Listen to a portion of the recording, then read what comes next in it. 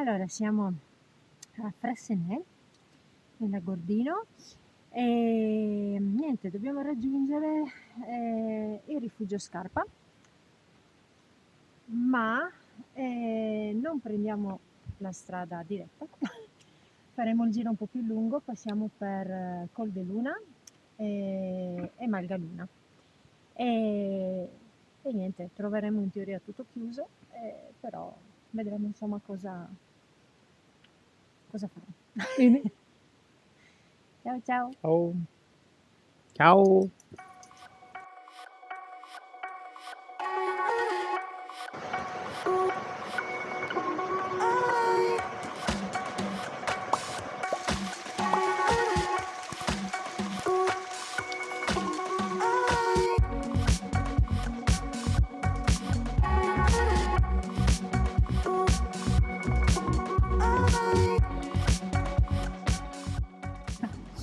Allora, siamo al Ponte Domadore e non si può salire in auto perché la strada è chiusa a un certo punto. Altrimenti qua ci sarebbe Sì, se no un qua bel ci parcheggio sarebbe. da 6-7 macchine parcheggiate bene. E niente, praticamente adesso ci ritroviamo al bivio. Questo è quello facile. E noi come al Facile, più solito, corto. sì, più corto, dai. E questo invece è quello che prenderemo noi, che ci porta al Col di Luna. Facciamo subito la salitona e dopo praticamente abbiamo finito. E niente, Bene, proseguiamo. ci incamminiamo.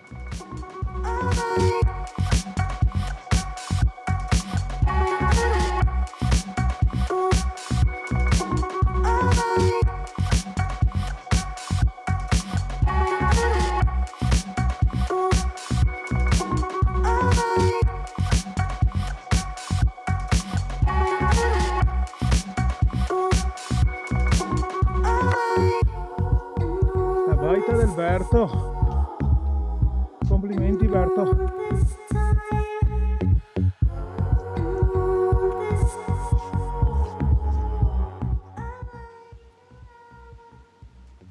Ah, Sanjay, mi sto riprendendo. Allora, a questo video, quelli sani di mente andrebbero verso Passo di Luna. Noi prendiamo la direttissima per la croce che c'è la cima. E niente, speriamo. Perciò volendo, sì, si potrebbe evitare. Vuoi mettere? Ormai siamo qua. Bene, vi aggiorniamo su.